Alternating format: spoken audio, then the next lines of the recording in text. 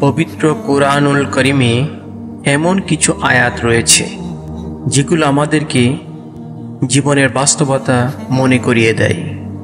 কিছু আয়াত রয়েছে যা আমাদেরকে চোখে আঙ্গুল দিয়ে দেখিয়ে দেয় আমরা কিভাবে নিজেরাই নিজেদের জীবনটাকে কষ্টের মধ্যে ফেলে দিই। আর কিছু আয়াত রয়েছে যা আমাদের জীবনের সব দুঃখ, কষ্ট, ভয় হাসি মুখে পার করার শক্তি যোগায়।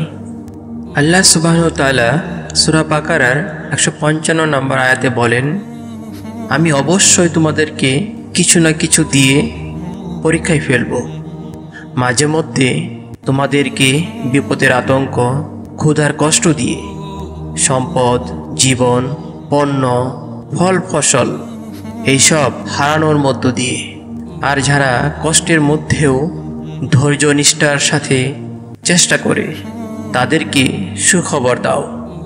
বিপদে পড়লে আপনাকে সবাই বলবে, আরে আস্তে আস্তে সব ঠিক হয়ে যাবে, কিন্তু আপনিই জানেন আপনার রাতে ঘুম হয় না, সকালবেলা ঘুম থেকে উঠে অসহায় লাগে। আপনিই জানেন আপনার খেতে বসলে গলা দিয়ে খাবার নামে না। আপনিই জানেন আপনার মাঝে মাঝে দম বন্ধ হয়ে আসে। আপনিই জানেন আপনার কিভাবে প্রতিটা সেকেন্ড কাটে। দূর থেকে কেউ বোঝে না, যার সাথে হয় সেই বোঝে, আর কেউ না। হে আল্লাহ, নিশ্চয় আমি তোমার নিকট কঠিন অবস্থা, চরম দুর্ভাগ্য, খারাপ তাকদীর এবং দুশ্মনের হাসি থেকে আশ্রয় প্রার্থনা করছি। সহিহ মুসলিম 2707।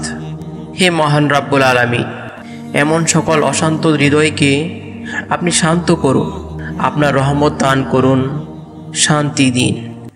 আমিন।